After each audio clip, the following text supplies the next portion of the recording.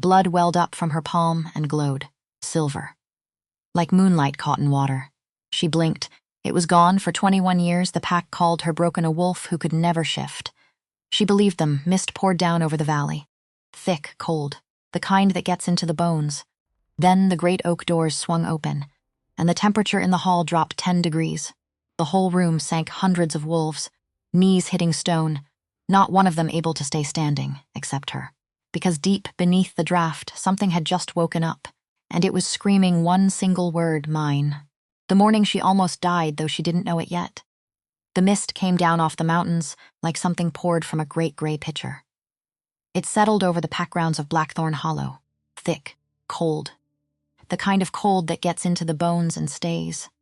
And in the kitchen of the pack house, before the sun had cleared the ridge, Brynlee Ashfield was already on her knees. Scrubbing, always scrubbing. The stone floor was old and the grease was older, and her hands had gone raw a long time ago. She didn't feel it anymore. That was the thing about pain she'd learned. Give it enough years. It stops asking for your attention. It just moves in. Sets up house, becomes furniture. She counted her breaths while she worked. In. Out. Because counting was the only thing that belonged to her. The floor belonged to the pack. The dishes belonged to the pack. The little room under the stairs where she slept, that belonged to the pack too. But the breaths. Those were hers. In. Out. The door banged open behind her. She didn't turn around. She knew the sound of those boots. Everyone in Blackthorn Hollow knew the sound of those boots. Well, well, Colt said. The little mouse. Hard at work, 25 years old, and already the cruelest thing this pack had ever produced. Broad through the shoulders. Handsome in the way a knife is handsome. Right up until it's in you. Brynlee kept scrubbing, I said. His boot came down on the wet stone. Deliberate, right where she'd just cleaned, mud spreading out in a slow brown bloom. Hard at work. I'm working, she said. Quiet. Even. She'd learned that too. Never give them a rise. A rise is what they came for. Behind Colt, 2 more shadows filled the doorway. Dessa and Pike, the twins. Beautiful and empty, both of them, like matched glasses with nothing poured in. Dessa's nails clicked against the doorframe. Pike smiled the way he always smiled, like he was already enjoying something that hadn't happened yet. You hear the news, Mouse? Dessa said. Brynlee didn't answer. The Alpha King's convoy, Dessa went on, savoring it, passing through our territory. Every unmated wolf of age presented for his inspection, a pause, a widening smile. Well, every proper wolf, the words landed exactly where they were aimed, because Brynlee wasn't a proper wolf. Brynlee wasn't any kind of wolf at all. She was 21 years old, and she had never once shifted. Not fully. The few times her body had tried, those were the nights the whole pack still whispered about, the screaming. The bones that broke and reformed wrong. The thing that came halfway out of her and was too terrible to look at. They had a word for it. The healers, malformed, such a small word. For such a large wound. Can you imagine? Pike said, sighing like a man moved to great sympathy, the king's face. When he sees what our pack's been hiding in the kitchen. Father says they'll keep you in the cellar during the visit. Can't have royalty thinking we're weak. Colt crouched down closest now. Close enough she could smell the breakfast meat on his breath. Nothing to say, he murmured. Or are you dreaming, little mouse? Dreaming the Alpha King will take one look at you and fall in love? He laughed, soft and ugly. Even kings have standards. He reached past her. Took the plate she'd just finished from the rack. Held it up. Turned it in the gray light like a jeweler inspecting a stone. You missed a spot, he said, and opened his hand. The plate fell. It shattered on the stone with a crack that echoed through the whole quiet morning. White shards skidding across her clean floor, and in the silence after, the 3 of them laughing. Walking away, their laughter trailing down the corridor like smoke. Brynlee knelt there. Among the pieces, she began slowly to gather them. A shard caught her palm. A thin, bright line of pain. She watched the blood well up, and for just 1 second, one single second, gaunt gaw before it, began the blood glowed silver. A faint cold shine, there in the red, like moonlight caught in water. She blinked, and it was gone. Just blood again. Too bright, too thin, wrong the way everything about her was wrong. She hadn't seen it. No one had. Except, let me see that. Brynlee looked up. Her grandmother stood in the doorway. Mabel, 90 years old or so she claimed, though she'd never once been pinned down on the number. Small, bent, eyes like river stones, gray and worn smooth and older than they had any right to be.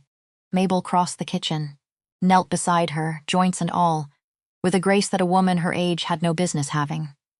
Took Bryony's bleeding hand in both of hers, produced a strip of clean cloth from her pocket. She always had exactly what was needed.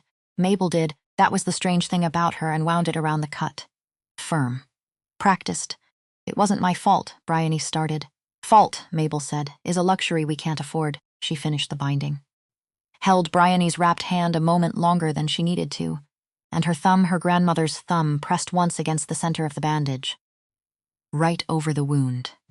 Right over where the blood had glowed, as if checking something, as if making sure. The king, Mabel said. He does not come next week, Bryony frowned. Dessa said. The twins know nothing, Mabel's voice dropped, low. Meant for the two of them and no one else. Your father had word this morning. The king travels ahead of his convoy. In secret, her Riverstone eyes lifted to Bryony's face. He comes tonight, the world tilted. Tonight, Bryony repeated, because that was impossible. Because there wasn't time. Because every unmated wolf will be presented, Mabel said. Even you, your father would like to hide you. But hiding an Omega from the Alpha King is deception, and deception in the old law is death. She reached into her pocket again, drew out a small glass vial, silvery liquid inside, catching the light. So you will be presented. Briefly. And you will drink this before you are. Bryony took the vial. It was cool against her fingers. Colder than glass should be. What is it? Something to keep you calm, grandmother. Something to keep your wolf quiet. Grandmother? Mabel stopped. Bryony held the vial up between them. The last time you gave me something to keep me calm was the night of the pack gathering. When she couldn't say it. The episode. The half-shift in front of everyone. The screaming. The horror on all those faces. This isn't for my nerves, is it? For a long moment, her grandmother said nothing. The mist pressed against the kitchen window. Bryony, Mabel said at last, and her voice had changed. There was something underneath it now. Something Bryony had never heard from her before. Not fear, exactly. Older than fear. There are things I promised your mother I would never tell you, and there are things I promised her I would do. Tonight, I keep both promises, so I will ask you to trust me. One more time, the way you have trusted me your whole life. You're frightening me. Good, Mabel said. Fear will keep you careful. She closed Bryony's fingers around the vial. Both her old hands wrapped around the girl's young one. Drink all of it, before you enter that hall. And whatever happens, whatever you feel, do not let him touch your neck. Do you understand me? Not your neck. Who? The king, grandmother. Why would the Alpha King ever? Because if he touches you there, Mabel said, everything I have built to keep you alive for 21 years falls apart. In a single breath, and she stood, and she walked out, and she left Bryony kneeling on the wet stone, among the broken pieces of a plate, holding a vial of silver light and understanding absolutely nothing at all. Except that something was coming, and it was coming tonight. The pack house transformed by evening. Bryony watched it happen from the shadows, the way she watched everything from the shadows. Banners went up, midnight blue and silver, the colors of the visiting royal line, hung beside the brown and gold of Blackthorn Hollow. The main hall filled with the smell of roasting meat and beeswax, and too many bodies wearing too much scent. Unmated females primped and preened. Wolves from neighboring packs arrived in a steady trickle, summoned by the same mysterious call, all of them polished and hopeful and hungry. I heard he's never taken a mate. One visiting girl whispered as Bryony swept past, 5 years as Alpha King. Refused every match the council ever put in front of him. Maybe he's waiting for his fated one, another said. Fated mates are a fairy tale, a third scoffed. He's just picky, when you can have anyone. Why settle? Bryony moved on, their voices making her head ache. Fated mates. One more thing she would never have. Filed away with all the others. A proper wolf. A father who could look at her without his jaw tightening. A mother who was still alive. She thought of her sister then. Odd, the things the mind reaches for. Aster. Safely mated to a beta in a distant pack. Shifted perfectly at 18, her wolf strong and gold and everything Bryony's wasn't. Their father had wept with pride that night. He had never once wept over Bryony. At least Aster isn't here, she thought, adjusting the dress in the cracked mirror of her tiny room. At least someone I love won't have to watch this. The dress. Her grandmother had insisted on the blue dress. Her mother's dress. The one that had lived for years in a wooden box under her bed, wrapped in paper that smelled of lavender and something else. Something wild. Something ancient. something that made the small, broken thing inside her stir and stretch. Restless, whenever she got too close to it, she'd thought the dress would be falling apart. It wasn't. It slid over her like water, cool and warm at once, fitting her as though it had been sewn to her measurements, though that was impossible. Though her mother had been dead for 6 years, and Bryony had been a child of 15. The last time anyone measured her for anything. Bryony, her father's voice boomed from the floor above. The presentation begins in an hour. Do not embarrass us more than you already have. By being late, Brynlee Ashfield. There had been a time or so Mabel claimed when he'd been proud of her, before the failed shift, before the shame. When she was small, he'd carried her on his shoulders through the pack grounds and called her his little moon dancer. Now, he could barely stand in the same room. Bryony took the vial from the windowsill. Drink all of it. She pulled the stopper. The liquid smelled of mint and something metallic. She tipped it back, swallowed. It coated her throat. A cold tingling that spread outward, down into her chest, out into her limbs, and almost at once she felt her wolf go still. That constant restless pacing at the edge of her mind, that endless anxious circling, it quieted, settled. Went to sleep. For the first time in as long as she could remember. The inside of her head was silent. She should have found it peaceful. Instead, it felt like a held breath, like the whole world, waiting. The gathering hall had never held so many wolves. Bryony slipped in through the side entrance, the way she always did, keeping to the walls. And she took her place at the very back, behind the alphas and the betas and the deltas and the gammas, in the shadowed corner reserved for the lowest of the low. She was the only omega present. Blackthorn Hollow had few. Most of Traitor families who bore them traded them away young, packaged into alliance agreements with distant packs. Only Bryony remained, too broken even to be given away. Beside her, a girl from a visiting pack glanced over. Wrinkled her nose. "They let you attend?" she murmured. "I heard Blackthorn had a broken one.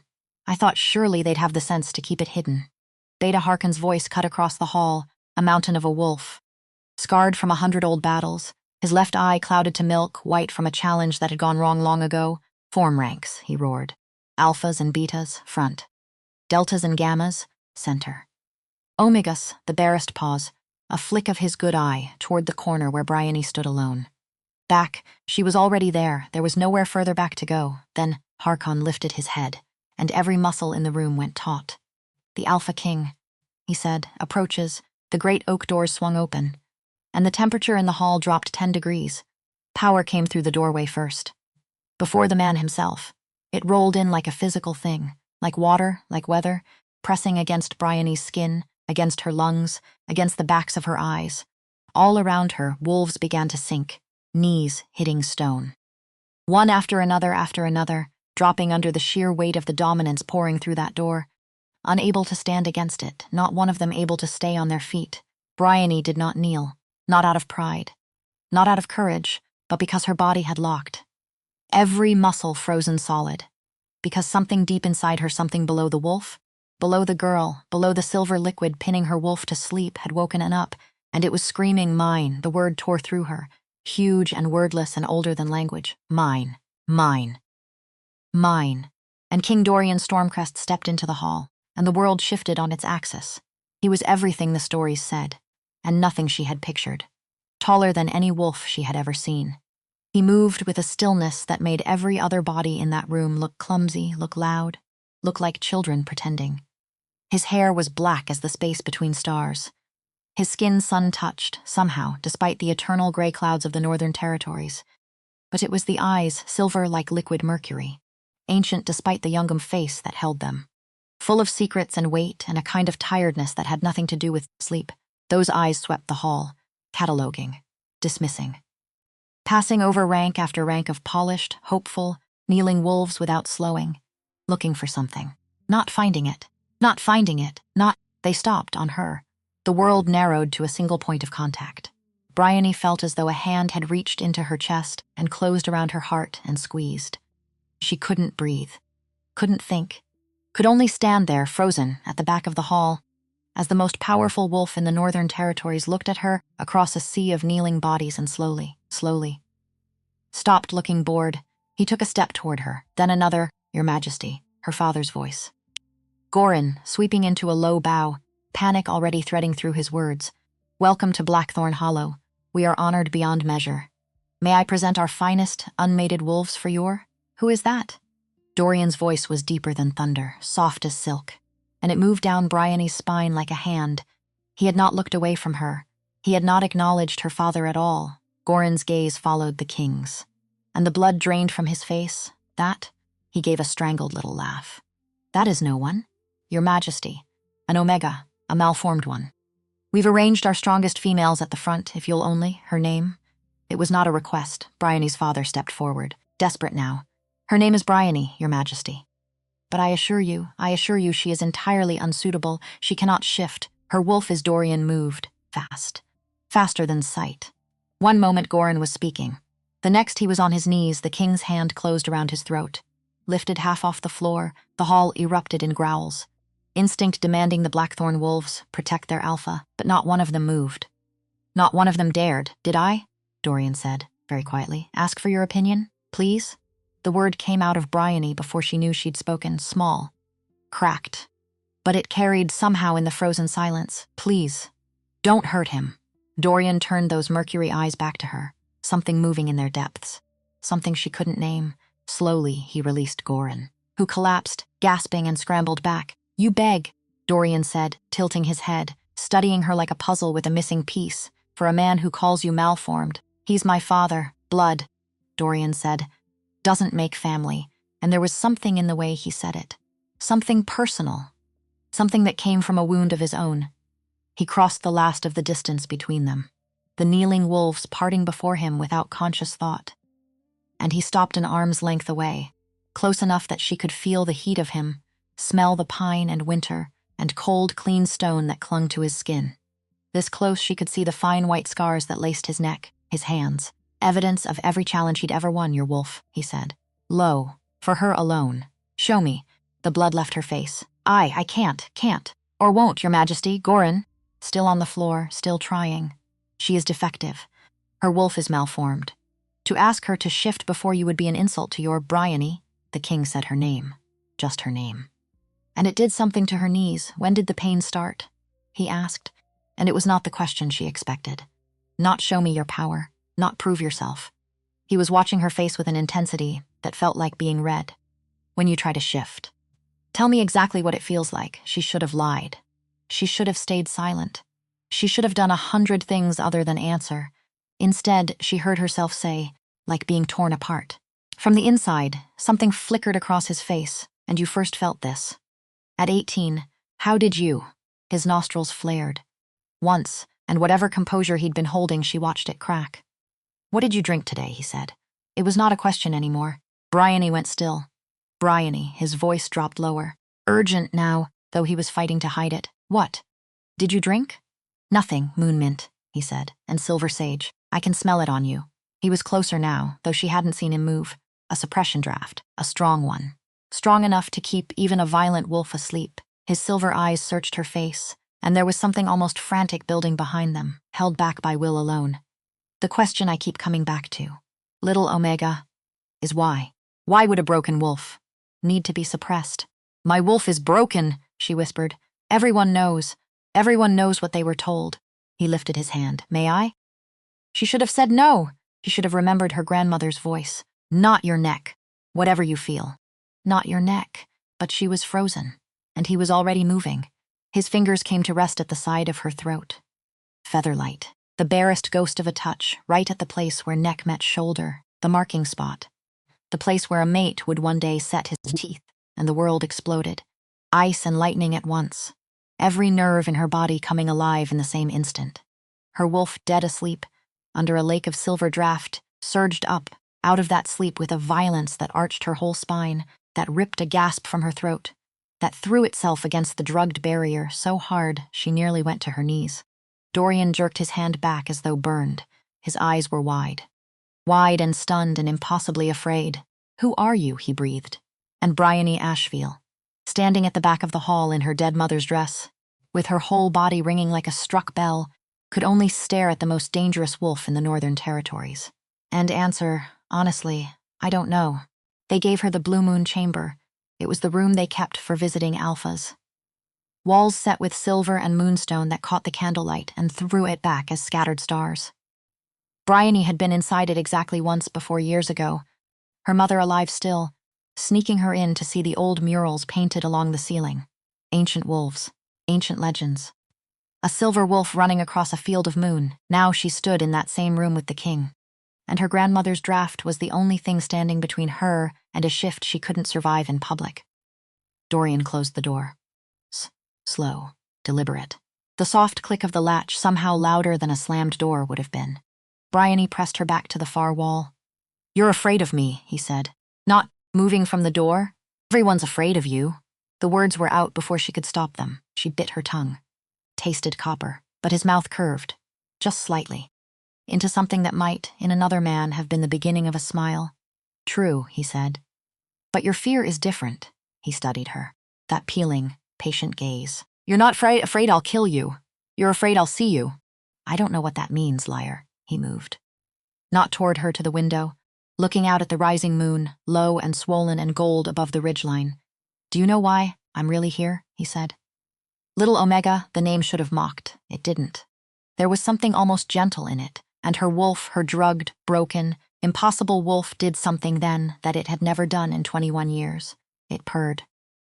"The official story is a territory inspection," Bryony said carefully. "But my grandmother says you're looking for something. Something lost a long time ago." Dorian went very still. "Your grandmother," he said. He turned. "Mabel, she's still alive." Bryony's breath caught. "You know her, I know of her." His eyes were back on her, that intensity that felt like a hand pressed flat against her sternum. "She was close with my own grandmother, before the Great Division. Tell me, does she still brew those interesting little potions of hers?" Bryony's hand flew to her stomach, where the vial's contents still sat, cold and heavy. Dorian saw it. Of course he saw it. He saw everything. "Moon mint and silver sage," he said softly. "A suppression draft. I already told you. What I didn't tell you." He took a step closer, and she felt the wall against her shoulder blades. "Is that in 12 years I have only ever encountered a draft that strong. Once when, on a battlefield, used by an old woman, to hide something the whole world would have killed to find. The moon climbed higher in the window behind him." "Your wolf isn't malformed, Bryony," he said. "It's caged. Someone built a cage around it before you ever drew breath. And the only question left," his voice had gone rough now, that careful control fraying at the edges, "is why they thought you were worth hiding. From everyone, even from yourself. You're wrong." It came out as barely a whisper. "I'm nobody. I'm the broken one. Ask anyone in this pack." "I've learned," Dorian said, "never to trust what everyone knows. A knock at the door, Your Majesty." Beta, Harkin's voice, muffled through the wood. "The formal dinner has been prepared. Alpha Goran requests the Omega dines with me," Dorian said, not looking away from her, at the high table. In the place of honor, silence from the other side of the door, then retreating footsteps. Bryony stared at him. "That's not, you can't. Omegas eat in the kitchen. I have always eaten in the kitchen. That place is for the King's Chosen. It's for—" "I know what it's for," Dorian said, and the understanding hit her like cold water. "No," she said. "No. You can't possibly, you don't even know me. You looked at me for the first time an hour ago. Whatever you think you felt, whatever your wolf is telling you, it's wrong. It has to be wrong, because the universe does not pair an Alpha King." With this, she gestured down at herself. At the whole broken length of her. "It doesn't. It wouldn't. It would be a mistake so large that—" "When did your mother die?" Dorian said quietly. Bryony stopped. The question knocked the air out of her. "When I was 15, she said. 6 years ago. 3 years before the first shift. How? She got sick. She just got weaker and weaker. Until one morning she didn't wake up." Bryony's throat closed. She remembered those last days. Her mother's hand gripping hers. The words in the old tongue that Bryony couldn't understand. The way her mother had made Mabel promise something. Their voices too low for anyone else to hear. "The pack has said she died of shame. Because she knew I'd be defective. But my grandmother always said there was more to it." Dorian was quiet for a long moment. "Not sickness," he said at last. "Bryony, your mother didn't die of an illness. Then what?" He was at the door now. His hand on the latch. "Sacrifice," he said. And before she could ask him, what in the goddess's name, that was supposed to mean he was gone. The dining hall had never seen an Omega at the high table. Bryony felt the weight of 100 stares against her skin, physical as a touch, as she was led to the seat meant for the king's chosen. A servant had brought her a different dress, a deep green, the color of forest shadow, and where they'd found it on such short notice she couldn't imagine. It fit her too well. Everything tonight fit her too well. Her father's face had gone purple. Dessa looked ready to shift and lunge across the table. "Smile," Dorian murmured, his breath warm at her ear as he took the seat beside her. "Let them wonder." "They're not wondering," Bryony whispered back. "They're deciding how to kill me the moment you leave. Let them try." The casual confidence in his voice should have reassured her. Instead, it reminded her, cold and clear, that she was playing a game whose rules she'd never been taught. For stakes she couldn't count, the meal began. And Dessa, sweet as poisoned honey, leaned forward. "How fascinating," she said, "that your Majesty has taken such an interest in our little Omega. Bryony has always been so special to our pack." The lie was so enormous that Bryony nearly choked on her water. "Special," Dorian repeated, turning his wine glass slowly in the candlelight. "Tell me more. About how special she is." Dessa's smile wavered. "Well, she's unique, the only wolf in the pack who can't shift. It's really quite remarkable. Medically, I see." Dorian took a slow sip. "And you've all been kind to her, I imagine." "As packmates should be, of course." Dessa's voice had climbed half an octave. "We're all family here, family." He set the glass down. "Precise, soundless, like this morning, when you and your brother watched Colt drop a plate at her feet, and then blamed her for the breaking." The color went out of Dessa's face. "Around the table, forks stopped moving. Or last week," Dorian went on, conversationally, as though discussing the weather, "when you poured wolfsbane extract into her washwater. To see if it would burn her skin. How could you possibly?" Dessa caught herself. "Too late. Far too late. Know that." Dorian's eyes flashed. "My scouts arrived 4 days before I did," he said, watching, listening, reporting. "Did you truly believe visiting royalty would walk blind into a pack it had never seen?" He let his gaze move slowly around the entire table. "I know every slight, every cruelty, every small ugly display of dominance you have inflicted on someone you decided was weaker than you." Goran surged to his feet. "Your Majesty, surely these are internal pack matters." "Sit down." The command was quiet. Goran dropped into his chair as though his strings had been cut. Dorian turned to Bryony, and his whole voice changed. Gentled, in a way that made her stomach turn over. "Would you like," he said, "to tell me your side of this morning?" She looked at the ring of faces. Fury, fear, disbelief. These were people she would have to live among long after he was gone. "It was nothing," she said. "A misunderstanding." Dorian leaned back. And somehow that casual posture was more frightening than if he'd bared his teeth. "I wonder," he said, "if it would still be some misunderstanding. If I ordered Colt to kneel before you and beg your forgiveness, in front of everyone here." "Please don't," Bryony said, horrified, because she knew exactly what would happen to her once he left. The retribution, it would be. She stopped. "Please." He watched her a moment. "As you wish," he said, and stood, and offered her his hand. "Walk with me." It wasn't a request. She placed her trembling fingers in his, and gasped, quiet, at the spark that leapt between their skin. His hand closed over hers, warm and rough and certain, and her wolf sang, and they left the dining hall in a silence, sleek so complete she could hear the candles gutter, behind them. The moment they cleared the doorway, the whispers detonated. He paused, just for a heartbeat, and spoke without turning around. Loud enough for the whole hall to hear. "She doesn't belong at the back of the room." The gardens lay silver under the risen moon. He walked her out among the old trees. Away from the house, away from the noise, into a quiet broken only by wind and the distant hush of the forest. The moon was nearly full, not quite, still climbing toward it, and its light turned the whole world to pewter. "You've made everything worse," Bryony said. "Have I?" "They already hated me. Now they'll do nothing." His grip on her hand tightened. "Because you're leaving with me." She stopped so suddenly he had to catch her. "What? You heard me. I can't just leave. This is my pack, my home. The pack that calls you defective," he said. "The home that keeps you under the stairs. The family that poured poison in your bathwater to watch you burn." His free hand rose, cupped her cheek, and the gentleness of it made a stranger of every hard line in his face. "They don't deserve you, Bryony." "Why?" she said, pulling back, needing the distance to think. "Why do you care what happens to a broken Omega? What is this? What do you actually want from me?" Something moved behind his eyes.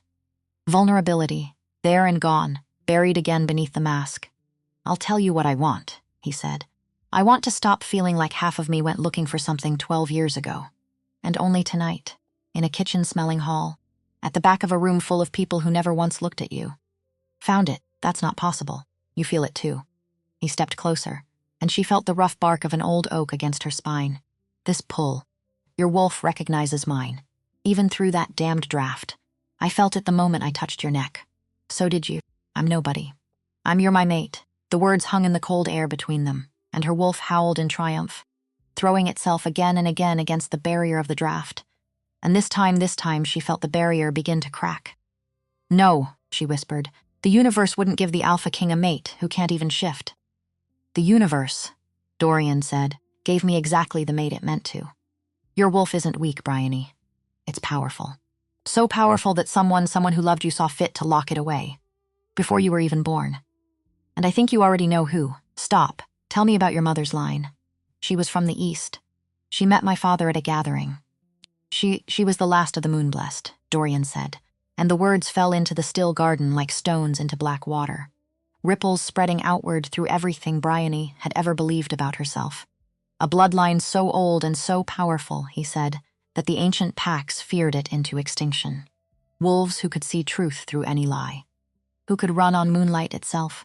Whose howls could bring an alpha to his knees. They hunted them, Brynlee, generation by generation, until the world believed them gone. That's a fairy tale. Like the fairy tale, he said, leaning close, his breath warm against her ear, of an Alpha King who couldn't find his mate. Like the fairy tale of a broken Omega, whose very presence makes my wolf want to lie down at her feet. Your wolf doesn't submit to anyone. It submits to yours. The admission seemed to cost him something. His jaw tightened. From the second I walked into that hall, my wolf has been clawing at the inside of my skin, demanding one thing, over and over. Claim her, protect her, kneel. Heat flooded through her, and the ancient, careful, 21-year draft, catastrophically failed. The shift hit her like a lightning strike. One moment she stood pressed against the tree. The next she was on her knees in the wet grass, screaming, as her bones began to break and reform. But this time it was different. This time there was no wrongness, no malformation, no stalling halfway between shapes. This time her body knew, with perfect and terrible certainty, exactly what it was becoming. Don't fight it, Dorian said, from very far away. Or very close, I can't. The words dissolved into a howl. Her spine lengthened. Something erupted across her skin, and it was not fur. Not exactly, it was something else. Something that caught the moonlight and threw it back 100-fold, crystalline and silver and impossibly bright. Her vision sharpened past anything human. Colors bloomed that had no names. The whole world expanded into scent and sound and sensation. Every blade of grass, every insect, every distant star, and most of all, him.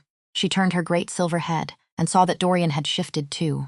His wolf was enormous, black as a starless night, eyes burning the same mercury silver as the man's. He should have towered over her. He should have radiated the dominance that had brought a hall full of wolves to their knees. Instead, he was on his belly in the grass, throat bared. In the oldest gesture of surrender a wolf can make.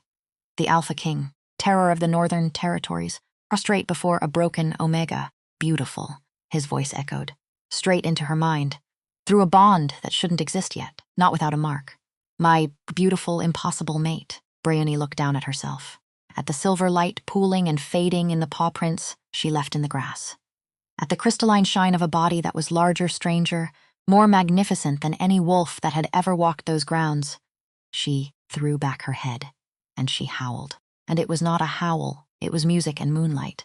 Sorrow and rage. 21 years of being told she was nothing, pouring out of her in a single unbroken note that was the most beautiful and terrible sound the Northern Territories had heard in 300 years. Every window in the pack house shattered, across the whole of the territory. Wolves dropped to their bellies, submitting to a power they didn't understand and couldn't name, and the moon. The moon itself seemed to pulse an answer. Brightening, swelling, until the garden was drowned in light bright as noon. Brynlee. Dorian's voice, gentle and urgent in her mind. You have to calm down. Your power, it's been caged so long if you let all of it out at once. They hurt me, she answered, and it came out as a snarl. For years, they made me believe I was nothing because of a lie. I know. He pressed against her side, his warmth grounding her, pulling her back from the edge. And they'll answer for it. But not tonight. Tonight we go home. Home, the word rang through her in a way that Blackthorn Hollow never had. And as her rage cooled, and the terrible light faded, and her body began, for the first time ever, whole and unbroken and right, to shift back to the shape of a girl. Bryony understood something. She had been looking for home her whole life, and it had never been a place. The transformation left her naked and shaking in the moonlit grass.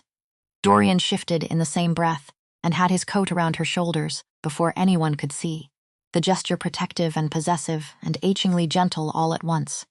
"We need to leave," he said, low, his eyes cutting toward the pack house where lights were flickering on in every window that still had glass. That howl. Every wolf in the territory felt it. "They'll come to see what it was.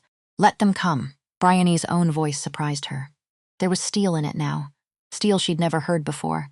"Let them see," she said, "what they've been tormenting. All these years, not yet." His hand found hers, fingers lacing through. "You're powerful, but you're untrained, and there are protocols. If I take you without the proper renunciation, without acknowledgement from your alpha, then let's follow your protocols." A voice interrupted them from the shadows at the garden's edge. "But do it quickly." Mabel stepped into the moonlight, and in her hand she carried a traveling bag. Already packed, her ancient riverstone eyes moved over Bryony the coat, the bare feet, the silver still fading from her skin, and they filled slowly. With something that was not quite grief and not quite joy, but held both, wound together, 21 years in the making. "The other packs will have felt that," she said. "They'll know a moonblessed has woken. So we move tonight, or we don't move at all." "Grandmother," Bryony said.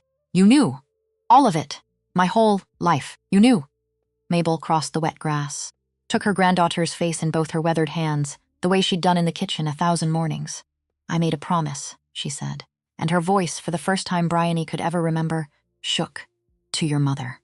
On the last night of her life, her thumb brushed once across Bryony's cheek. "She finally woke up," Mabel whispered, not to Bryony. "To someone who wasn't there. To someone 6 years gone, Maeve. Do you hear me? Your daughter finally woke up." The name landed in Bryony's chest like a struck bell. Maeve, her mother's name spoken aloud, here, under the full swollen moon, with silver still cooling on her skin. "Grandmother," Bryony said, and her voice was very small and very steady, and she already knew, somehow, that the answer was going to break her open. "What did my mother do?" Mabel looked at her for a long, long moment. The moon burned white above them. And somewhere far to the east, too far for any ordinary wolf to hear. But Bryony was not ordinary anymore. Bryony would never be ordinary again. Something vast and patient and hungry opened its eyes in the dark, and began, slowly, to listen. "Come," Mabel said. "We have 3 days of road ahead of us, and I will tell you everything. Every last thing I swore I never would." She's turned toward the waiting dark. "Because the hiding is over now, child, and you're going to need the truth. For what comes next?" The road east ran through mountain passes that Bryony had only ever heard about in stories. 3 days of it. 3 days of black machines that hummed with a quiet power, gliding through country she'd never been allowed to see. A dozen warriors in wolf form loping alongside, gray and brown and black, tireless. And in the lead vehicle, Bryony sat beside the king, and behind them in the second, her grandmother rode with a nightshade beta named Wyla, already deep in some low conversation about the old ways. For the first day, Bryony said almost nothing, because there was too much, because every time she opened her mouth to ask the question, it closed again. The question was too big. The question had teeth. On the morning of the second day, she asked it anyway. "Tell me," she said, to the window, to the passing pines, not to him, not to her grandmother, to no one at all. "You said my mother didn't die of sickness. You said sacrifice, and then you walked out of the room. So I've had 3 days to sit with a word I don't understand." She turned, and Mabel, in the vehicle behind, could not have heard her, but somehow Bryony felt her grandmother go still. "What did she sacrifice, grandmother? Say it." All of it. They stopped the convoy, right there. On a shoulder of the pass with the whole gray valley spread out below, Mabel climbed down from the second vehicle, slow, old, certain, and Dorian, without a word, walked his warriors a little way off, and gave the two of them the mountain and the wind. Mabel sat on a flat stone. She patted the space beside her. Bryony sat. "Your mother," Mabel said, "was the strongest moonblessed born in 3 generations. Her wolf was pure silver. She could run on moonbeams. She could see a lie the way you and I see the color red. The old woman's eyes had gone distant, seeing something far beyond the valley. The Council of Alphas found out she existed when she was 16, and they voted for her death. They voted. Yes, 7 Alphas in a white stone hall. Voted to hunt a girl to death for the crime of being born. Mabel's jaw tightened, but she ran. She was fast, she was clever, and on the road, running for her life, she met a young beta from a small pack, weak, kind, controllable. Perfect cover, my father, your father. Bryony's throat had gone dry, he doesn't know. Does he? That she was, he never knew a single thing, Mabel almost smiled. It was a terrible smile. That was the point of him, child. Forgive me. But it was. She married a man who could never guess what he'd married. She bound her wolf. She hid in the smallest, dullest life she could find. And she had you. The wind moved through the pass, and then, Mabel said, she started to die. Because of the binding, Bryony said. Because of the binding, Mabel nodded slowly. It is not a spell you cast once and walk away from. It is a fire you feed, every day, forever, and the only fuel it takes, her voice caught, is life. Her life. Yours was too small to spend, too new, so she spent her own, a little every day. For 15 years, Bryony's hands had begun to shake. When you were born, Mabel went on, the healers said your wolf was weak, malformed, and your mother let them say it. She wanted them to say it. Because a broken Omega is invisible. A broken Omega is safe. No council hunts a broken Omega. No Alpha fears one. She built you a prison, child. And she called it a cradle. And she paid for the walls of it with her own years, one after another, until there were no more years left to pay. Stop, Bryony whispered. You asked. I know I asked. I know. I just. She pressed the heels of her hands against her eyes. She let them call me defective, my whole life. She let my father look at me like I was a stain. She let them put me under the stairs. She could have told me. One word. Just once. That I wasn't broken. That I was, if she had told you, Mabel said. You would have believed it. And if you had believed it, it would have shown. In your eyes, in how you carried yourself, and someone would have seen it, and someone would have told the council, and the council would have sent men in the night. She reached over, took Bryony's shaking hand. The lie kept you alive, child. Every cruel word was a brick in the wall that hid you. She let them build it. Because the only other option, the old woman's voice finally broke, all the way through, was you not being alive at all? Bryony did not cry right away. She sat very still on the cold stone, holding her grandmother's hand, looking out at the gray valley, and she turned the shape of it over and over in her mind. A mother she'd half forgotten. A mother she'd sometimes, in her worst nights, been angry at for dying, for leaving her alone in that house of knives.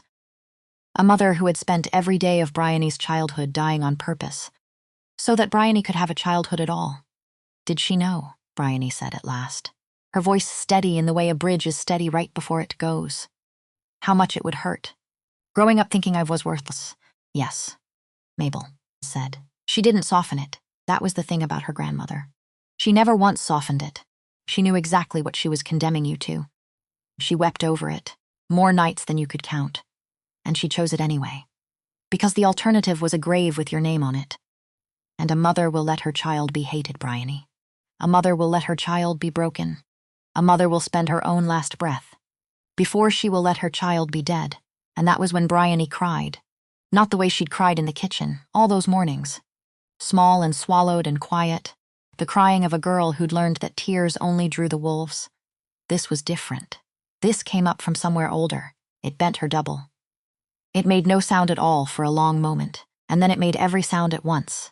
And her grandmother held her on a cold stone in a mountain pass, and the king's warriors looked away, the way honorable men look away, and gave a daughter the privacy to grieve a mother she was only now, 6 years too late, beginning to understand.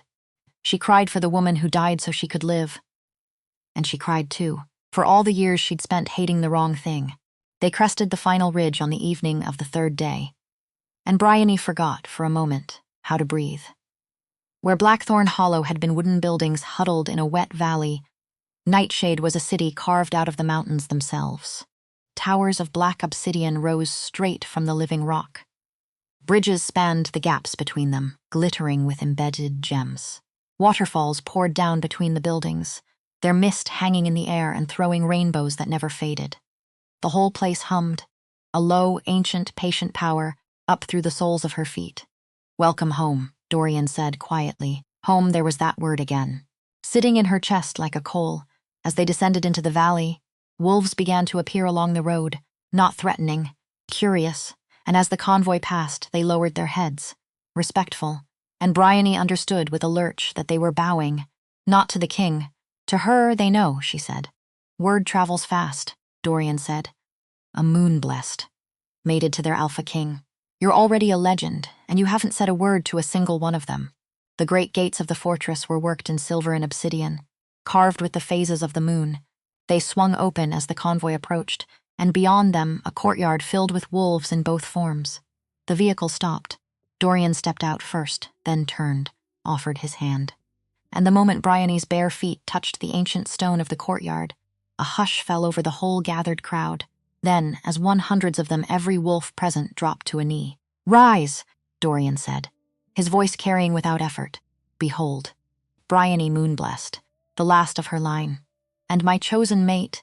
The cheer that went up was so sudden and so loud that Bryony flinched, because in 21 years no one had ever cheered for her. They weren't looking at her with disgust or pity. They were looking at her with awe and joy, and something that in her whole life she had never once been given. "Welcome, my queen." A woman stepped forward and bowed, deep, formal. She was tall and hard-faced, with the bearing of a soldier and gray coming in at her temples. "I'm Wyla, Beta of Nightshade. Your chambers are prepared." In the moon tower, a flick of her eyes toward the king. "Unless you'd prefer to share the king's," heat crawled up Bryony's neck. "The moon tower," she said quickly. "The moon tower is fine, for now," Dorian added, and Wyla's mouth twitched at one corner, dry as old paper, and led them into the fortress. Bryony would think about that half-smile later, much later. When she finally understood what it had been hiding, the moon tower rose in a spiral of stone, its stairwell lined with windows that caught the last of the light. At the top, double doors opened into a room that stopped her at the threshold. It was round. A glass ceiling arched overhead, ready to hold the whole night sky. Bookshelves climbed every wall, packed with volumes she'd only ever dreamed might exist. A writing desk sat by a window that overlooked the entire territory, and the bed was enormous, draped in silver and midnight blue. "This is too much," Bryony breathed. "This is exactly enough," Mabel's voice behind her. The old woman came in and looked around the room with quiet satisfaction, as though she'd seen it before. Perhaps she had. "The moon-blessed were always scholars," she said, "and seers. You'll need every book on these walls before we're done. Your education starts tomorrow." Tonight, she laid a hand on Bryony's arm. "Rest. Let your wolf settle into its new skin." They left her, then. The two of them. And Bryony stood alone in the most beautiful room she'd ever entered, and did not feel, yet, that it was hers. She walked to the window, watched the sun bleed out behind the black towers. Below, in the streets, wolves moved with purpose and dignity, and not one of them cowered, and not one of them was made to hide. Later, the moon rose, and that was when she heard it. At first she thought it was the wind, a thin, high sound threaded through the moonlight coming in the glass ceiling. Then it resolved, and it was not the wind, it was a voice sister.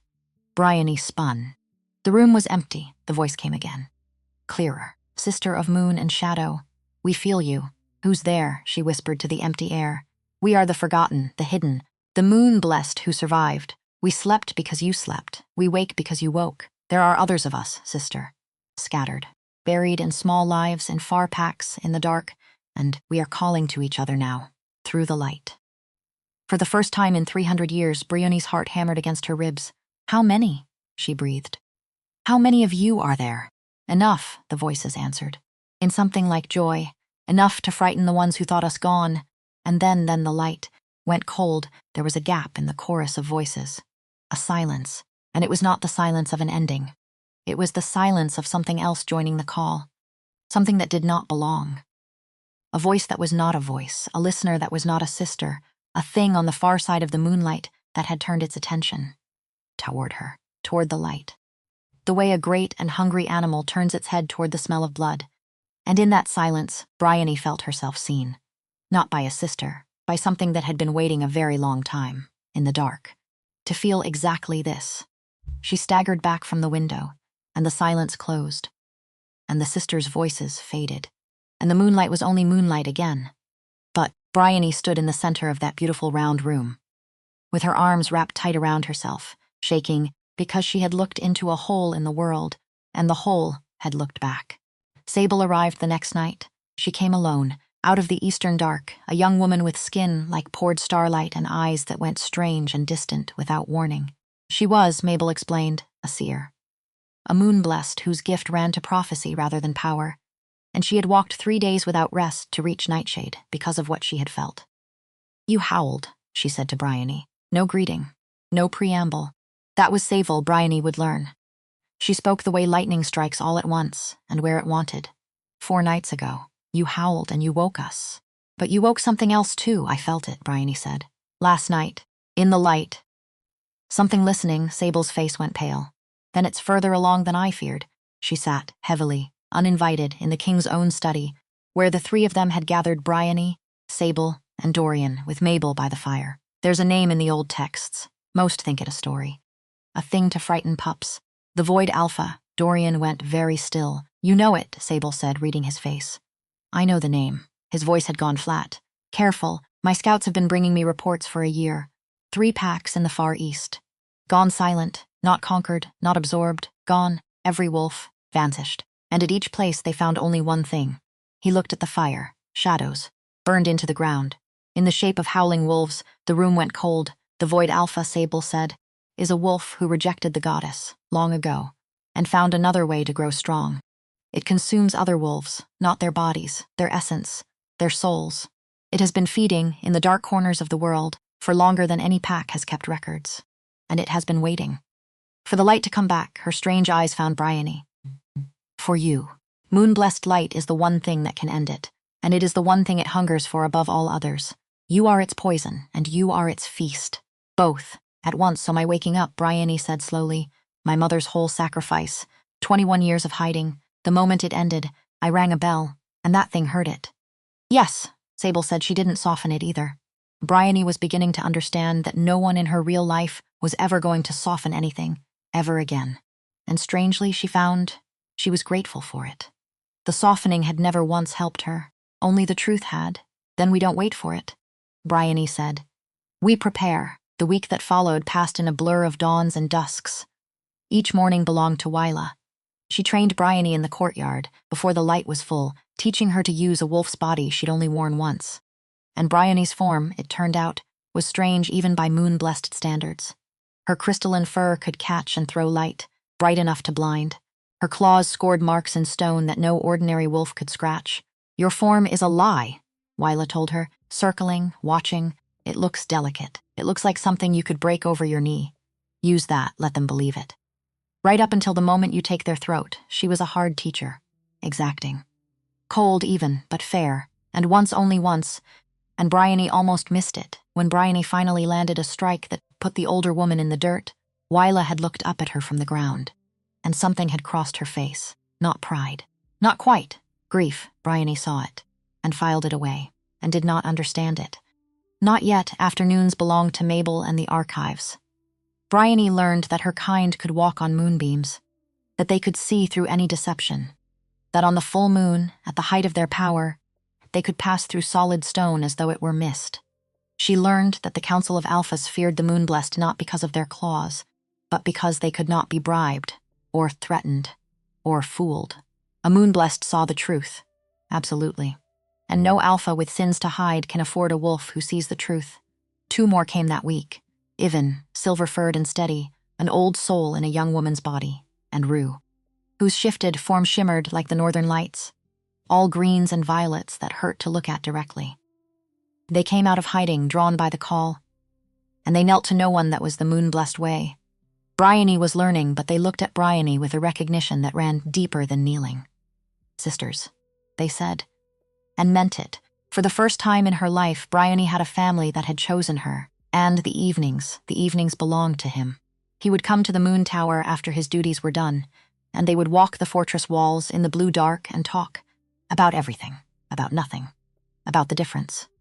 Does it bother you? Bryony asked one evening. The wind off the mountains cold and clean, that your wolf submits to mine. No, he said, without a heartbeat's hesitation. It feels like the end of a war. He looked out at the black peaks. My wolf has been fighting for dominance since I was 13. Every day, for 12 years. Every wolf I ever met, it measured, weighed, prepared to fight, until you. He was quiet a moment. With you, it lies down, and it rests. For the first time in 12 years, something in me is not braced for a blow. You were 13, she said. When you became an alpha, his face changed, closed. My father went mad, he said. Flat.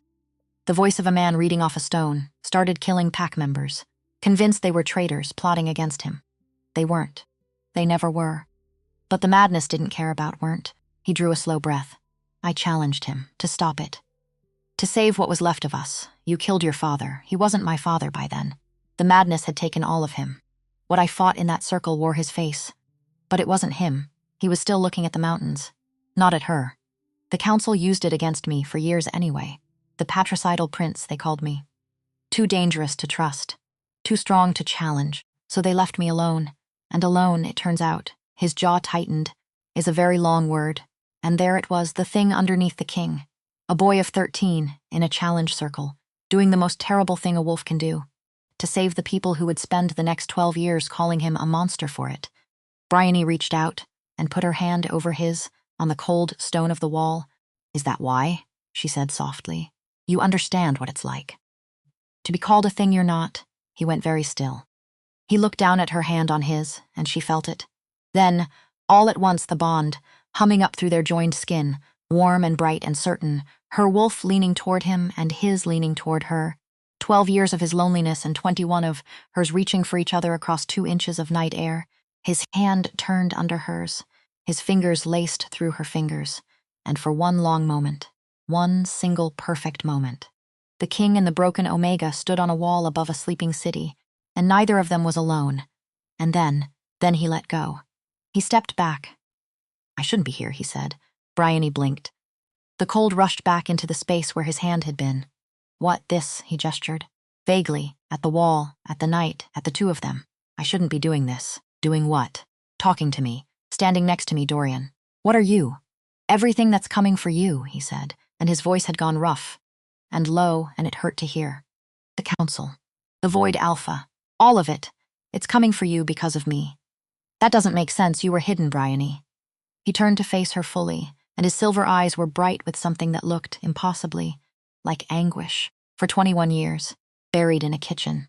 Invisible, safe, broken and miserable and hated, but alive and breathing, and no old hungry thing in the dark knew your name. And then his voice cracked, right down the middle. I walked into that hall, and I couldn't leave you there, because my wolf wouldn't let me, because I'm selfish, and I touched your neck, and I broke the one thing keeping you safe. I lit you up like a beacon on a hilltop. And now everything that hunts your kind knows exactly where you are. Dorian, your mother spent her whole life hiding you, he said. And I undid it in a single night, because I wanted you. He stepped back again. To the top of the stairs, so no. It doesn't bother me that my wolf submits to yours. What bothers me is that finding you might be the thing that gets you killed, and he went down the stairs. And left her on the wall, alone again. After all. And Brynlee stood there in the cold with the wind pulling at her hair, and she pressed her hand, the hand that had held his flat against her own chest. And she asked the dark a question she had no answer for.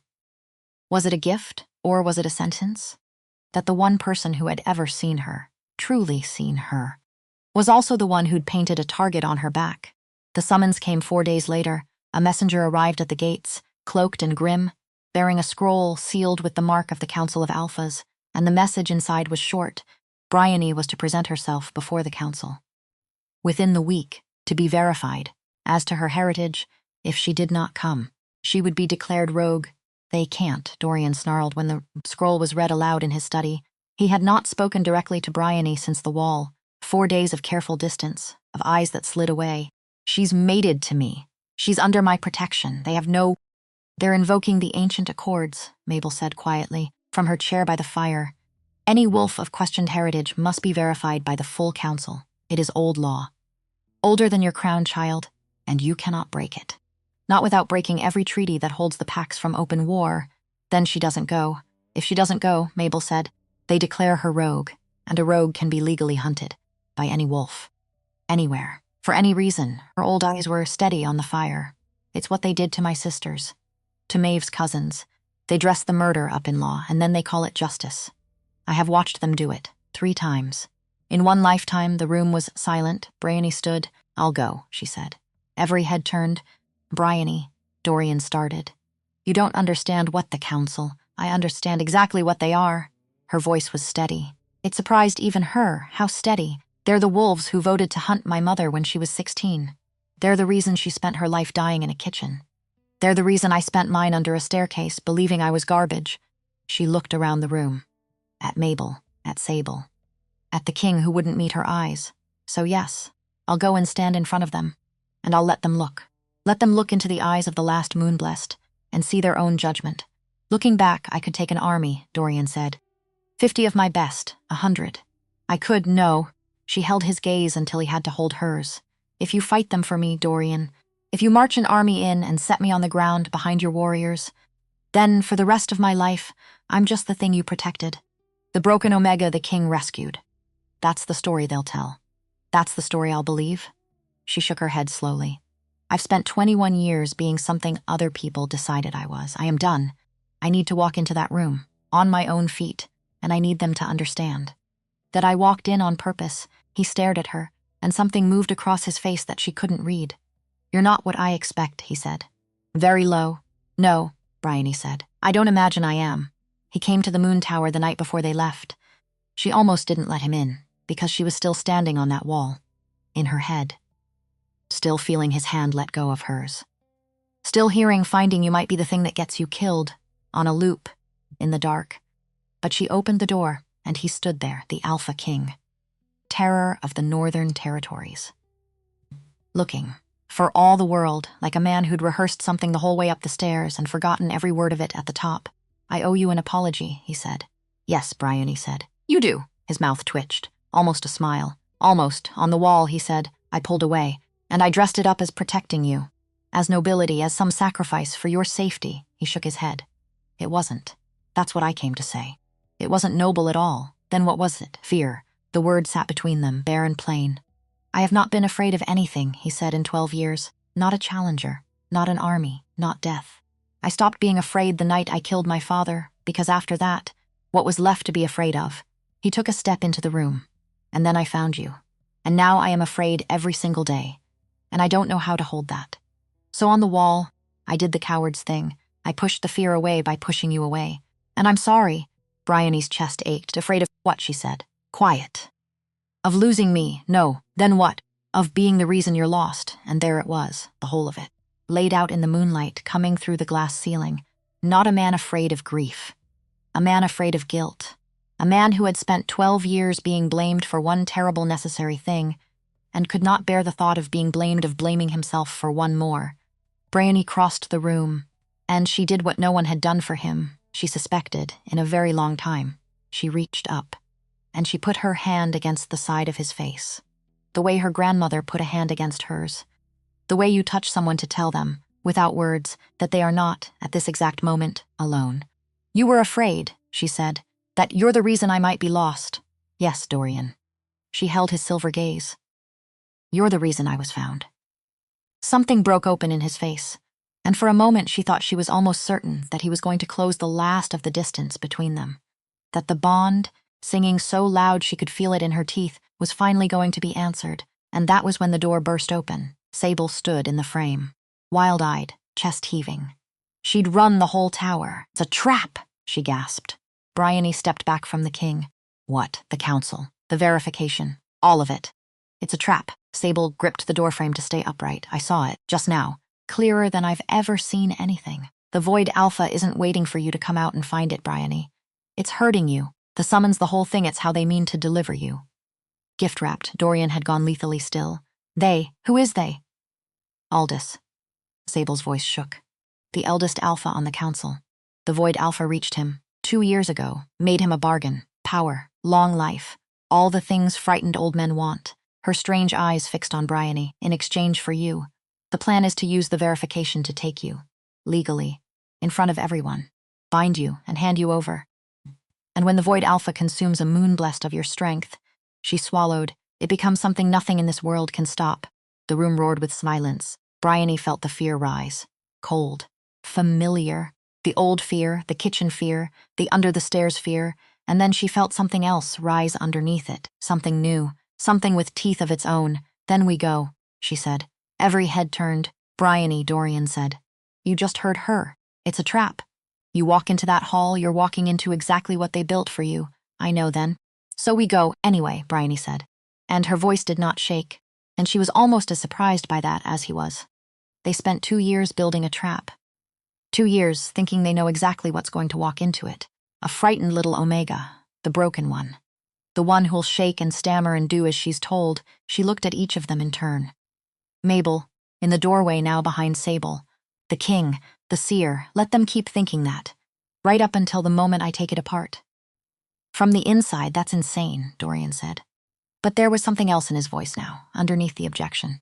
Something that sounded almost like awe, maybe, Brynlee said. "But here's what they forgot when they built their trap. They built it for who I was. And they have no idea. None of them. Not the council. Not the thing in the dark." She turned to the window.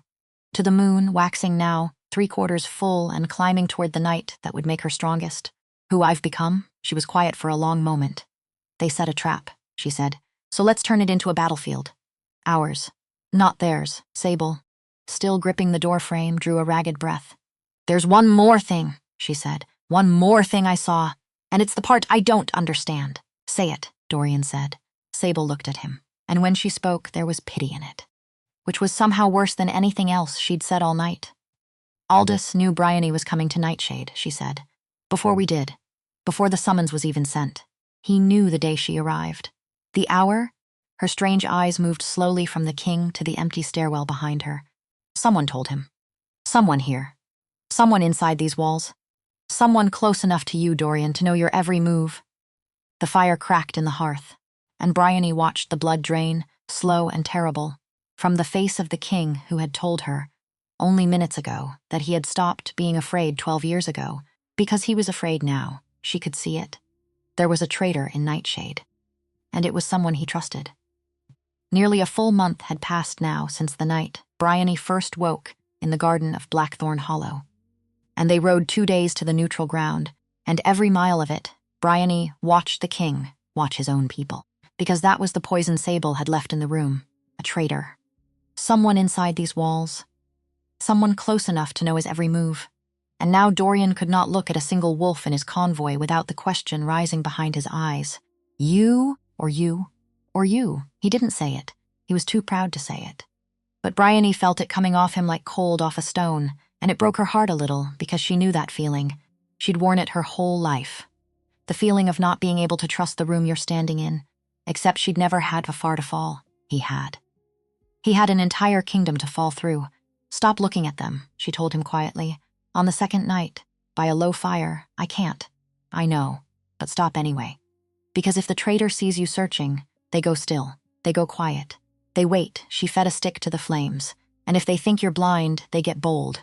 And bold is when people make mistakes." She looked at him across the fire.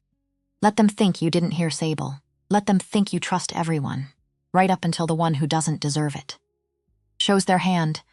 Dorian looked at her for a long moment. "Where?" he said. "Did a girl from a kitchen learn to think like that?" "Under a staircase," Brynlee said. "You learn a lot. Watching feet go by. When no one remembers you can see them." The council grounds were ancient, a natural amphitheater, carved into white stone, older than any pack, older than the crown, older than the crime that had first stained it. 7 thrones stood in a wide semicircle, each held an alpha who ruled vast territory. And Brynlee felt the eyes on her the moment she stepped into the bowl of white stone. Hundreds of them, packed into the tiers, come to see the council verify the impossible, or destroy it. She walked to the center, and behind her, in a loose line, came the others, Sable, Ivan, Rue, 4 moonblessed, walking into the oldest trap in the world, on their own bare feet, on purpose. Brynlee of Blackthorn, the eldest alpha, began. He was enormous, old. His fur had gone iron gray, and his eyes were the flat black of river ice. Aldous, the one Sable had named, the one with a bargain in the dark, Brynlee moonblessed. Of Nightshade, Dorian corrected. Cold, cutting. From where he stood at the edge of the circle. "You will address my mate by her line." "She has not been verified," Aldous said, mild. "Reasonable. The way a man is reasonable when he already knows he's won." "Then verify me," Brynlee said. And she let her wolf rise to the surface. Not a full shift, just enough. just enough to let her eyes blaze silver, bright as struck moonlight in the shadow of the white stone bowl. "Look at me," she said, "and tell me I'm not what I am." Several of the 7 shifted in their thrones. One, a woman, hard and lean, with a scar through one eyebrow, leaned forward with something that was not fear. "Interest. Show us the wolf," Aldous said. "Finding his courage, or performing it. Prove this isn't some trick of the light, some nightshade theater," Brynlee smiled. And it was not a kind smile. "As you wish." She shifted, smooth, whole, right. Her crystalline form unfolding in the white bowl, catching the afternoon sun and throwing it back in rainbows that swept across the ancient stone. Guards flinched. One, near the front, made a small broken sound and went to his knees, but it was what came next that turned the whole amphitheater to ice. 3 more wolves rose from the crowd.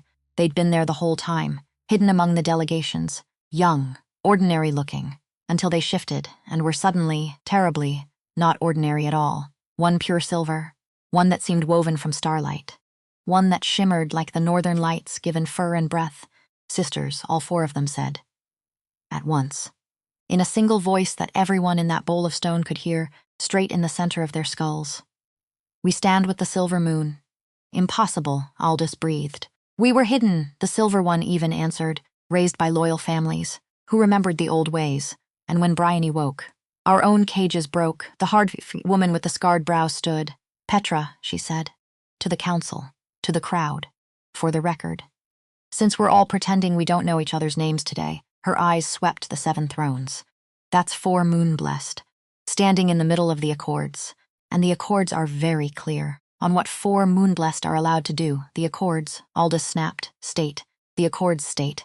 A new voice cut in, dry and old and utterly unbothered, that 4 moon-blessed may form their own council, should they choose, a law struck down illegally, without proper vote.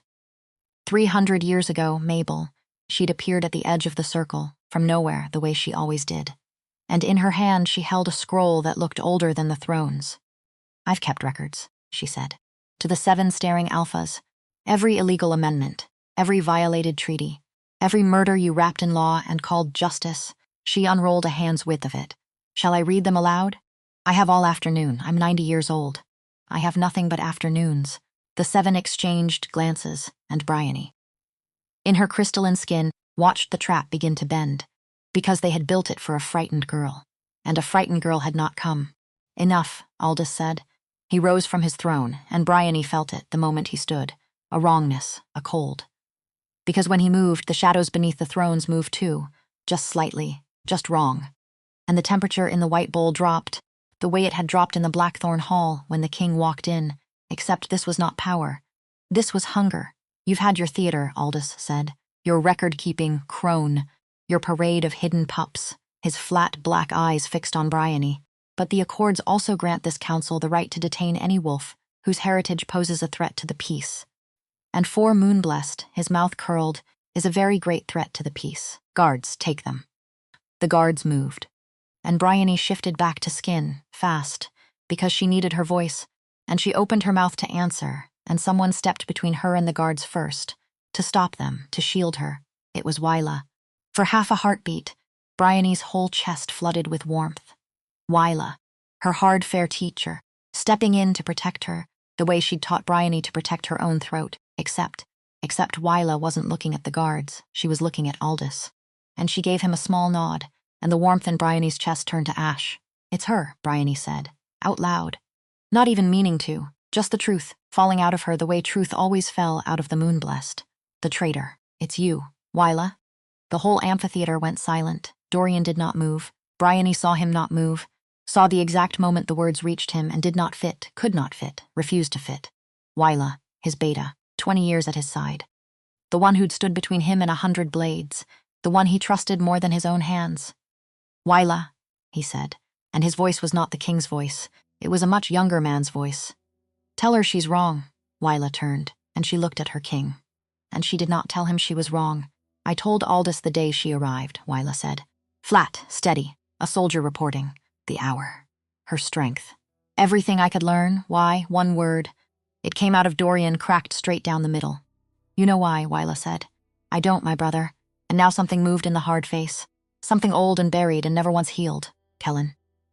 The Eastern Campaign. 9 years ago. You gave the order to hold the pass, and you held it, and we won. And the histories call it a great victory. Her voice did not rise. That was the terrible thing. It stayed level the whole way through, and my brother died holding that pass. On your order. For your victory. And you gave a speech about honor. And you never once said his name. The white bowl held its breath. I couldn't remember all of them, Dorian said. Quiet. Wrecked. There were so many. I couldn't, I know, Wyla said. That's exactly it. You couldn't remember. And I couldn't forget. So I stood at your side for 9 years, smiling, waiting, until something came along big enough to make you feel the size of the hole you never even knew you'd made. Her eyes flicked to Bryony, cold. But underneath the cold, Bryony saw it, because Bryony saw everything now underneath, something that was already coming apart. I'm sorry it had to be her. She was kind to me. She didn't deserve to be the knife. But you did, Dorian. You deserved the wound, and Bryony. Bryony did the thing that no one in that white bowl expected. She stepped toward Wyla, not away. You lost someone, Bryony said, gently, so gently.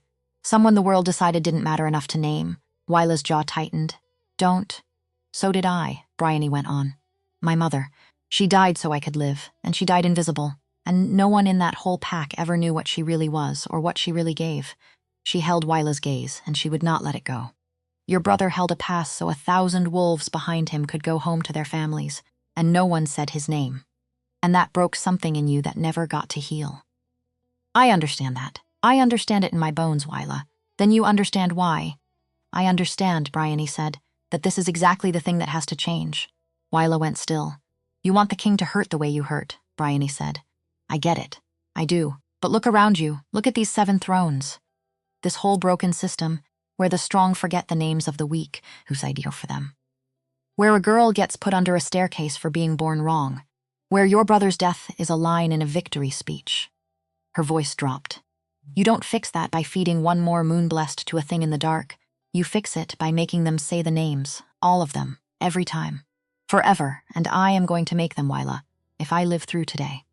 I am going to build a world where Kellen gets his name said.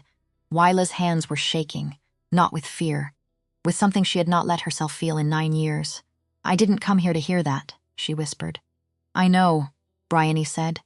The truth usually finds you when you're not ready for it. That's how you know it's the truth. Enough, Aldous roared. And he lunged at Bryony, but Bryony was already moving.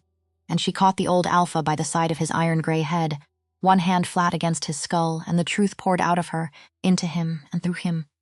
And out into every mind in the white stone bowl, Aldous' whole life. Laid bare every bribe. Every murder ordered from the safety of a throne. Every wolf disappeared for asking the wrong question. And underneath all of it, the bargain, the thing in the dark, the promises whispered 2 years ago. The plan to trade a girl's soul for another century of power. It all played out, in stark and undeniable light, in the mind of every wolf present. Aldous screamed, not from pain, from exposure. Yield, Bryony said. And her voice carried the weight of every moon-blessed who had ever been hunted, ever been silenced, ever been called broken and believed it. Resign. Go, and never come back. I yield, Aldous gasped, tearing himself free, scrambling back from her like a man fleeing fire. I yield. I resign. I go. He fled up the white stone tiers, and the 7 thrones were 6, and Petra looked at the empty throne, and then at Bryony, and then slowly she began to smile. Well, she said, I move we restructure the council. All in favor. The sky went dark. Not clouds. Bryony's head snapped east, and every wolf in the bowl felt it at once. The light dying, not fading the way light fades at dusk, but being eaten, swallowed, pulled out of the world by something coming over the eastern ridge. And the air went thick and wrong, and cold in a way that had nothing to do with weather. It's here, Sable said, her voice hollow. It didn't wait for the trap to close. It felt the trap fail. So it came itself. The Void Alpha crested the ridge, and behind it came the army, 10,000 wolves, and they made no sound. That was the horror of it, the thing that turned Bryony's blood to ice water in her veins. 10,000 wolves, pouring down the eastern slope, and not one of them howled. Not one of them growled. Bodies still moving, still running, still hunting, but the souls scooped out and swallowed long ago.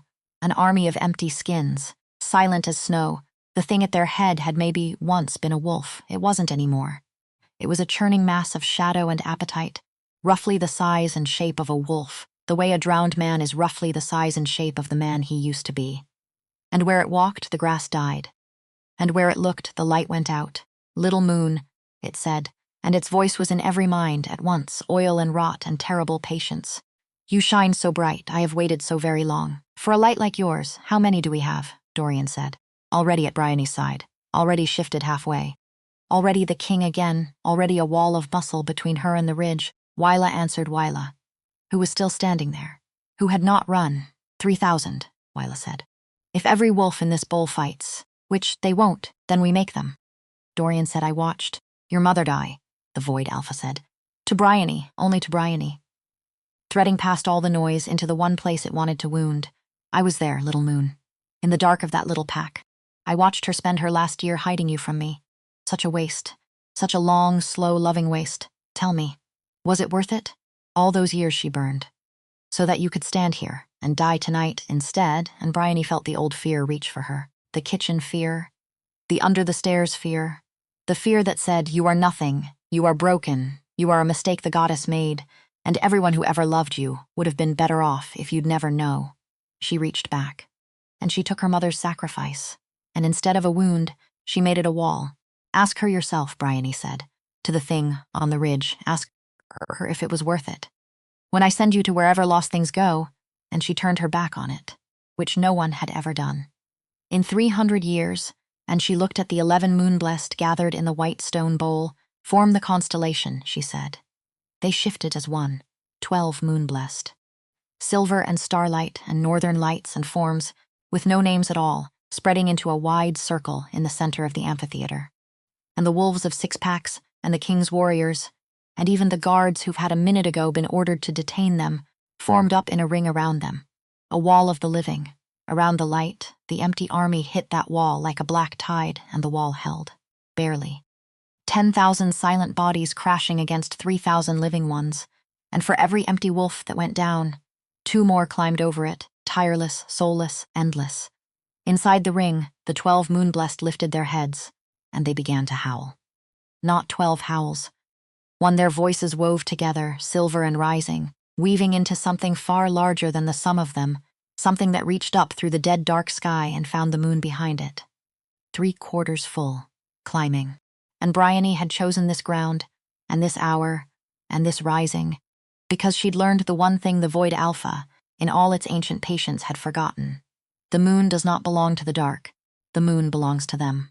The moonlight came down through the swallowing shadow like a blade through cloth. It focused through the 12 of them, through the constellation, as through a lens. And it poured out, across the battlefield in a wave of silver fire. Where it touched the empty wolves, they turned to ash. Where it touched the living, it filled them. Strength poured into failing legs, courage into failing hearts. Wolves who'd been about to break stood tall and howled and drove forward, and the black tide began, for the first time, to give ground. The void Alpha shrieked its fury, and it stopped fighting the wall. And it came for the light itself. It came for Brynlee. Dorian met it. His black wolf slammed into the churning shadow with everything he had, 12 years of war and rule and terrible strength, and for a moment, one moment he held it, grappled it. Bought her a heartbeat. You cannot protect her forever, the thing hissed. I don't have to, Dorian snarled back. I only have to protect her long enough, and the void Alpha laughed. And it was the worst sound Brynlee had ever heard, and it gathered itself. And it threw the king of the northern territories aside like a man flicking water from his hand. Dorian hit the white stone wall of the amphitheater and slid down it. And did not get up. Brynlee's heart stopped Dorian. But she did not break the circle. Because she couldn't. Because 11 other moon-blessed were pouring everything they had through the bond between them. And if she broke it now, the light died, and everyone died with it. So she held. And she watched the man she loved lie broken against a wall. And she held the line, and it was the hardest thing she had ever done, and she had done a great many hard things. And the void Alpha turned from him, and came for her, your light, it crooned, closing the distance, shadow pooling and dripping from its non-shape. So pure, so bright. Give it to me, and I'll let all these others live. Give it to me, and your king wakes up. Give it to me, little moon. It's the only thing you have that anyone ever wanted. And here was the thing. Here was the exact wound it reached for. The oldest one, the under-the-stairs one. The one that whispered, "Nobody wants you. Nobody has ever wanted you. The only thing worth anything about you is the thing they can take." Brynlee did not dodge. She had thought about this. On the long ride east, she'd thought about how you kill a thing built entirely of hunger, and she'd realized you cannot fight it, because fighting is what it feeds on, and you cannot flee it, because fleeing is a feast. You can only give it exactly what it asked for. She let it come. She let it reach into her, into the light, into the silver core of everything she was. The way Dorian had reached for her neck in a kitchen-smelling hall a lifetime ago. She opened, and she let the void Alpha begin to drink. "Yes," it moaned. "Yes, give it to me. Give me all of it." "It's not mine to give," Brynlee said. And she looked into the churning dark. "This light isn't mine. It never was. It belongs to every wolf you ever swallowed. Every soul you scraped out and left an empty skin. Every mother who died hiding her child. Every brother who held a pass and never got his name said." Her silver eyes blazed. "It belongs to all of them, and they've been waiting. In your dark, a very long time. For someone to open the door, and she did not close herself against it. She opened wider, and the light did not go into the void Alpha. The light went through her, into it. Like a flood through a broken dam. Like 300 years of stolen souls all remembering, at the exact same instant, that they were made of something that dark could never hold. The void Alpha had built itself of lies, and corruption, and stolen things, and moon-blessed light was truth, and you cannot pour truth into a lie. The lie simply comes apart. It began at the center, and it worked outward, the shadow unraveling, coming loose in strands, and from every strand a soul tore free, bright and silver, and howling in something that was not pain but released 300 years of the swallowed. Flooding up out of the dark all at once, spiraling up past the dead sky toward the moon that had finally come to bring them home. The void Alpha screamed. Impossible, it shrieked as it came apart. I am. You're not," Brynlee said. "You never were. You're just a hole where a wolf used to be, and holes get filled, and with a last howl from all 12 moonblessed, the silver fire crested and broke and washed across the whole white bowl, and the void Alpha was gone, not defeated. Not slain, gone, unmade. Every strand of it burned back to the nothing it had always secretly been, and across the battlefield 10,000 empty skins collapsed into gray dust, and the dust lifted on the wind and blew away east, back over the ridge it had come from. And the dark sky simply ended. The swallowed light came flooding back into the world, gold and ordinary and impossibly sweet, and the sun was there, low and orange over the ridge, exactly where it had been, as though it had never gone at all, and Brynlee Ashfield fell to her knees in the white stone. Emptied, wrung out, every drop of her spent, and she did not hit the ground because someone caught her. Someone with silver eyes and a split lip and a wall's worth of dust in his black hair. Someone who was supposed to be lying broken against the far stones. Someone who had dragged himself up and across and there, in time. Just barely in time. To catch her. "You're supposed to be unconscious," Brynlee whispered. "I got better," Dorian said, and she laughed. Once, cracked and exhausted and alive, and then she cried. And that was all right too, because for once, for the first time in her whole life, there was nothing left to hide from. They marked each other on the battlefield, because no one wanted to wait for a hall or a ceremony or a better day. Because the whole of six packs stood there in the dust and the returning light, and there was no one left to hide from, and nothing left to fear, and every reason in the world to stop waiting. The king of the northern territories knelt in the white stone, not to submit. He'd already done that, in a garden, a lifetime ago. This time, he knelt the way a man kneels when he's finally, completely, home, and Brynlee bared her throat, and he set his teeth there, gentle and sure, at the place a grandmother had once begged her never to let him touch. Because touching it would end everything. And it did end everything. It ended the hiding. It ended the fear. It ended 21 years of being told she was less. The mark bloomed silver at her throat, and the silver did not stay at her throat. It spread out across her skin in a slow tide of light, down her arms, out to her fingertips, a wave of moonlight rolling out from the place where he'd claimed her, and far away, all across the territories, in small packs and far corners and buried lives. 8 more moon-blessed woke in the same instant, their cages breaking, their eyes opening silver, their hearts remembering all at once exactly what they were. The bond snapped shut between Brynlee and Dorian, complete at last, and she felt him, all of him, flood into her. 12 years of loneliness and one terrible night in a challenge circle, and the constant grinding weight of a crown, and underneath all of it, bright and steady and hers, one clear feeling with no shadow in it anywhere, found at the edge of the crowd in the settling dust, Wyla watched, and slowly, on her own. With no one ordering her and no one watching for it, Wyla knelt not in surrender, in a choice. For the first time in 9 years, she chose, and down the front of her hard face, one tear cut a clean line through the battle dust, for a brother whose name, she had just now let herself believe, was finally going to get said. Brynlee saw it. Of course she saw it. She saw everything now, and days later, when the dust had truly settled and the dead had been counted, and the long, slow work of mending had begun, Brynlee would go to Wyla. Not with guards, not with chains, alone. And she would ask her one question, and one only. "Tell me about Kellen," she would say, and Wyla, who had betrayed a king and lost a war and knelt in the dust of a battlefield, would open her mouth, and nothing would come out for a long moment. Because no one, in 9 whole years, had ever once asked, and then she would tell her. And the telling would be the beginning of the mending. Not the trial that some on the new council would demand. Not the exile that the old law would have handed down without a second thought. The telling. A name said aloud and heard and held by someone who understood exactly what it cost to carry it in silence. That was the world Brynlee meant to build. One name at a time. The world did not change in a day. It changed in the year that followed, the way real things change, slowly, and with argument and one hard-won inch at a time. But it changed. The Council of Alphas rebuilt its chamber, and they built it round, so that no seat sat higher than any other.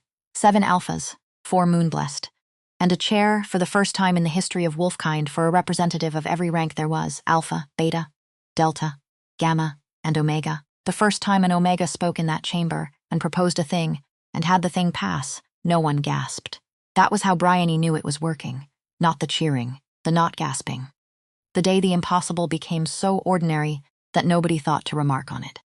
And in the eastern territories where 3 packs had gone silent, wolves went back, and they found the burned shadows gone from the ground.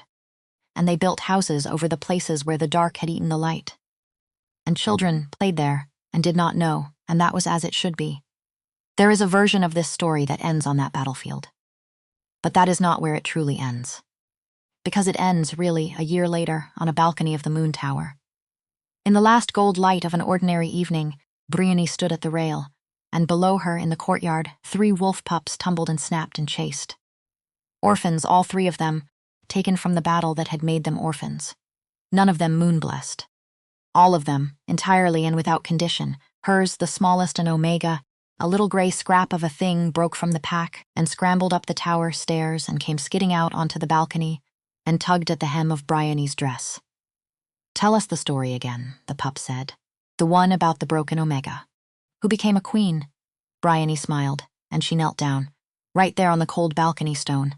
The way her grandmother used to kneel to her, in a kitchen, a whole lifetime ago. "She was never broken," Brynlee said. "That's the part everyone gets wrong. She was never broken at all. She was just hidden, and waiting. For the right moment to shine, arms came around her from behind, warm, certain. Dust-free now, and steady and home. "You changed everything," Dorian murmured into her hair. "We changed everything," Brynlee said. "All of us." Together, she looked down at the pup, at the courtyard, at the whole ordinary golden evening. That's the only way anything ever really changes. It was never one wolf. It was always all of us. Deciding at the same time that the old way was done, and out in the gathering dark, a young wolf's howl rose. Somewheres in the streets below, confident, proud, unashamed, and another answered it, and another, until the whole valley rang with a sound that would have been impossible 1 year ago. Wolves of every rank, singing together, as equals. Brynlee closed her eyes and listened. They had sealed her power to keep her safe. They had called her broken to keep her small, and for 21 years she had believed every word. Until the night the moon decided it had waited long enough. Somewhere 6 years gone, a woman named Maeve had burned her own life down to embers, 1 day at a time, to buy this exact evening for a daughter she knew she would never live to see grow up. And if she could have seen it, if Maeve could have stood on this balcony, in this gold light, and seen the queen her broken little girl had become. Brynlee liked to think she'd have said only this, "I told you so," and she'd have been right. Because the silver moon had risen at last. And a moon like that. A moon that waits 300 years. A moon that burns through the dark itself to bring its lost ones home. A moon like that never sets again.